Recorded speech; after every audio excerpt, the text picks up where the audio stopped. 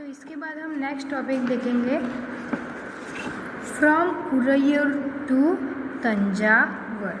तो how did the Cholas rise to power?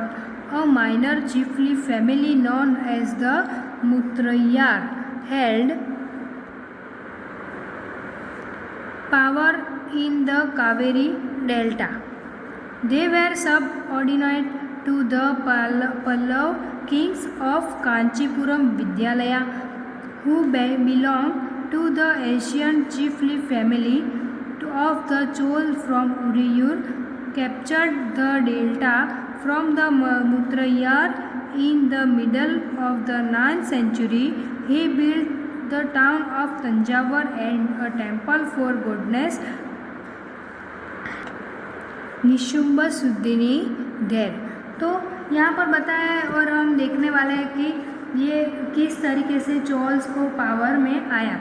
यहाँ पर बताया चोल्स राइज टू पावर, यानी किस तरीके से चोल्स पावर, और इसके बाद देख रहा है कि किस तरीके से उनके हाथ सत्ता लगी, वो भी यहाँ पर बताया। तो ये एक जगह थी कावेरी डेल्टा, उनके हाथ जो सत्ता लगी थी वो थे क्या थी, पावर उनके हाथ जो लगा था उसका नाम है कावेरी डेल्टा।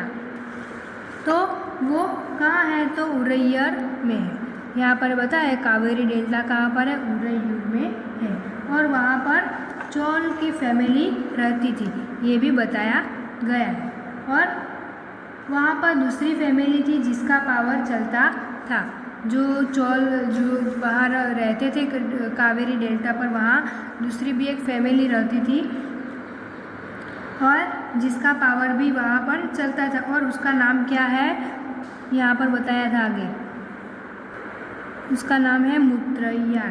तो ये फैमिली दूसरी रहती थी, उसका नाम यहाँ पर बताया, और ये फैमिली कावेरी डेल्टा से रूल करती थी। वो कावेरी डेल्टा और ये दोनों फैमिली रहती थी तो उनसे भी रूल करती थी ये मुत्रैयार फैमिली। और ये पल्लव किंग्स से सबऑर्डिनेट थी, यहाँ पर बताया पल्लव किंग्स के सबऑर्डिनेट थी, और वो कांचीपुरम में रोल करती थी। यहाँ कांचीपुरम आगे दिया था विद्यालय में, उसमें रोल करती थी। और ये चोल्स या और उरैयूर में रहती थी, उनकी फैमिली में एक पर्सन था, कौन था, विजयालया। और ये विजयालय ने पूरी कावेरी डेल्टा पर से मुत्रैयार की फैमिली को हटा दी। ये जो विजयालय था कांचीपुरम का, उसने पूरी फैमिली जो कावेरी डेल्टा पर थी मुत्रैयार की फैमिली, उसको क्या किया, हटा दिया, और वो पावर पर कब्जा कर लिया। उसने क्या किया, उस सारा पर कब्जा कर लिया। और 9th सेंचुरी के मिडल में, ये जो बताया middle of the 9th century, तो ये 9th सेंचुरी के मिडल में, यानी कि 9th सेंचुरी के मिडल यानी 8090 था उन साल में, उसने उसके तंजावर का टाउन बनाया। क्या किया, टाउन ऑफ तंजावर बिल्ट। तो उसका एक टाउन बनाया और वहाँ पर एक टेम्पल भी बनाया, और उसका नाम क्या रखा, गॉडेस निशुम्भसुदिनी, यानी देवी जो थी उसका वो टेम्पल का नाम बनाया देवी निशुम्भसुदिनी, उसके लिए वो एक टेम्पल भी बनाया था। तो उसके बाद हम देखेंगे the successors of Vijayalaya conquered neighboring region and the kingdom grew in size and power. The Pandyan and the Pallav territories to the south and north were made part of this king. तो यहाँ पर बताया कि उसके बाद जो successor आए विजयालय, जो ये विजयालय जो सक्सेसर था उसके, तो उन्होंने आसपास के रीजन को कैप्चर किया।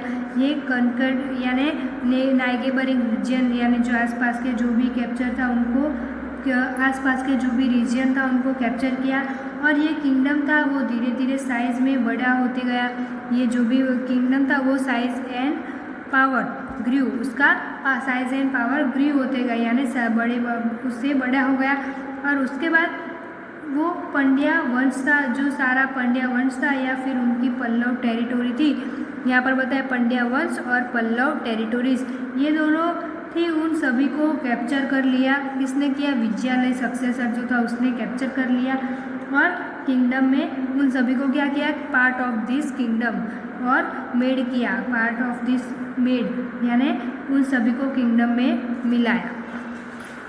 तो उसके बाद देखेंगे Rajaraja one considered the most powerful Chola ruler become king in 985 and expanded control over most of these areas. He also reorganized and the administration of the empire. Rajaraja son Rajendra one, ये जो था Rajaraja one था, उसका son Rajendra one continue his policies and even raid the Ganga village, Sri Lanka and countries of Southeast Asia, developing a navy for this expedition. तो यहाँ पर बताया कि जो राजा राज वंश था वो चोल वंश का सबसे पावरफुल था। तो यहाँ बताया Rajaraja one consider the most powerful Chola ruler, यानी चोला वंश था, चोल वंश उसका सबसे मोस्ट पावरफुल कौन था, राजा राज वन। तो वो 985 में किंग बना, यहाँ बताया बिकम किंग इन 985, और उनसे एम्पायर के बहुत बड़े एरियाज़ में फैला दिया। उसने क्या किया, एम्पायर को expanded control over most of this area, यानी बहुत बड़े एरियाज़ में उसने अपने एम्पायर को फैला दिया, और उसके साथ पूरे एडमिनिस्ट्रेशन को भी रिकॉग्नाइज किया। यहाँ पर बताया he also recognise the administration to the empire, यानी पूरे एम्पायर में उसके साथ पूरे एडमिनिस्ट्रेशन जो था उसको रिकॉग्नाइज किया। और उसके बाद राजा राज का जो सन राजेंद्र वन, यानी राजा राज वन का बेटा, उसका सन राजेंद्र वन जो था, उसने अपने फादर की पॉलिसी को फॉलो किया। अपने फादर जो भी राजा राज जो भी करता था, तो राजेंद्र ने भी अपने फादर का राजा राज का पूरी पॉलिसी फॉलो की और गंगा वैली पर रेड किया। ये गंगा वैली है, इवन द रेड, यानी उसके पर रेड किया। इसके साथ श्रीलंका और दूसरी बताइए सिटी साउथ ईस्ट एशिया, ये दोनों पर श्रीलंका, गंगा वैली की श्रीलंका और साउथ ईस्ट एशिया, उसके पर भी उसने कब्जा किया। ये दोनों पर उसने क्या किया, कब्जा किया, और इसके लिए उसने बड़ी अच्छी नेवी एक्सपेडिशन की। उसने क्या किया, डेवलपिंग किया नेवी फॉर दिस एक्सपेडिशन, यानी वो पूरी बड़ी अच्छी नेवी एक्सपेडिशन थी, उसके पर क्या किया, उसने पूरा कब्जा कर लिया। तो इसके बाद हम देखेंगे splendid temples and bronze sculpture. तो इसके बारे में हम देखेंगे the big temples of Thanjavur and Gangaikonda Cholapuram built by Raja Raja and Rajendra are architecture and sculpture marvels. तो यहाँ पर बताया कि ये जो तंजावर के बड़े बड़े टेम्पल्स हैं, तंजावर और ये गंगईकोंडा चोलापुरम, ये इन दोनों के जो बड़े बड़े टेम्पल्स थे वो राजा राज और राजेंद्र द्वारा बनाए थे। ये जो भी तंजावर और गंगईकोंडा चोलपुरम के टेम्पल्स थे वो किसने बनाए थे, बिल्ट बाय राजा राज और राजेंद्र, ये दोनों द्वारा बनाए गए थे। और ये टेम्पल्स आर्किटेक्चर और स्कल्पचर के हिसाब से अच्छी क्वालिटी के हैं। ऐसा भी यहाँ पर बताया, ये आर्किटेक्चर और स्कल्पचर के अच्छी क्वालिटी के हैं और उसके यूनिक मार्बल भी इसमें यूज़ किए हैं। तो उसके बाद हम देखेंगे Chola temples often become the nucleus of settlement which grew around them. These were centers of craft production.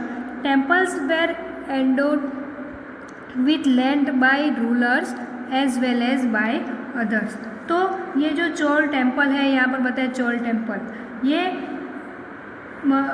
ऐसा टेम्पल नहीं है कि वो मंदिर है पूजा करने के लिए, ऐसा ये टेम्पल नहीं है। वो एक ऐसी जगह होती है जिसके आसपास पूरा एक क्या होता है, सेटलमेंट ग्रू करता था। यहाँ पर बताया कि मंदिर में ऐसा मंदिर नहीं है कि वहाँ पर सिर्फ पूजा ही की जाती है, यहाँ पर पूरा सेटलमेंट ग्रू करते हैं और वहाँ पर पीपल आकर रहते थे, यहाँ पर काम करते थे, ऐसा ये सब में बताया है। और ये टेम्पल के लिए बड़ा बड़ा लैंड दिया जाता था, यानी कोई दान में बड़ा बड़ा लैंड भी देता था, ये भी यहाँ पर बताया। और दान के रूप में, क्योंकि उस लैंड से भी जो टैक्स कलेक्ट होता था, दान के रूप में वो क्या करते थे, लैंड भी देते थे। और land by ruler as well as by other, यानी जो दूसरे के पास से जो टैक्स कलेक्ट होता था या फिर जो उपज भी होती थी वो सब मंदिर की है, जो देखभाल करता था, यानी जो मंदिर के आसपास बाजू में जो रहते थे वो जो मंदिर की देखभाल करता था, उन सब के लिए ये सब लैंड और मतलब कि जो पैसे आते थे वो सब उनके लिए किया जाता था। The produce of this land went into maintaining all the specialists who worked at the temple and very often lived near it, priests, garland marks, cooks, sweepers, musicians, dancers, etc. In other words, temples were not only places of worship, they were the hub of economic, social and cultural life as well. तो यहाँ पर बताया कि इसके अलावा बहुत सारे लोग वहाँ पर मंदिरों में रहते थे। ये सब जो आगे बताया था कि जो काम करते थे वो लोग यहाँ पर रहते, तो इसके अलावा दूसरे लोग भी रहते थे मंदिर के आसपास, वो सब रहने लगे। कौन कौन थे, तो priest, garland makers, कुक्स, sweepers, musician, dancers, ये सभी लोग एक्सेट्रा, यानी ये सभी, उसके अलावा भी दूसरे लोग भी वहाँ पर रहते थे।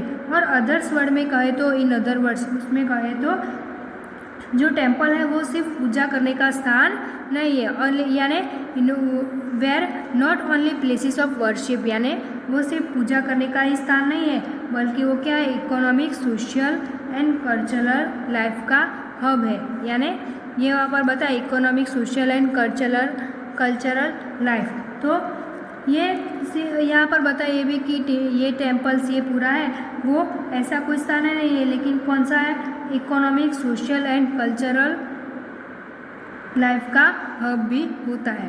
उसके बाद है amongst the crafts associated with temples, the making of bronze images was the most distinctive. Chola bronze images are considered amongst the finest in the world, while most images were the deities. Sometimes images were made of devotees as well. तो यहाँ पर बताइए जो Chola empire है उसमें सिर्फ temples ही ऐसी चीज़ नहीं है कि जो फेमस है। यहाँ पर बताइए जो टेम्पल बना है वो ऐसी वो ही एक चीज़ नहीं है कि जो बहुत फेमस है, और इसके अलावा ये जो ब्रॉन्ज इमेजेस वो भी बहुत यूनिक पीसीस है। ये भी यहाँ पर बताया कि ये जो ब्रॉन्ज इमेजेस है वो बहुत यूनिक पीसीस है, यानी सबसे अच्छा है, फेमस है।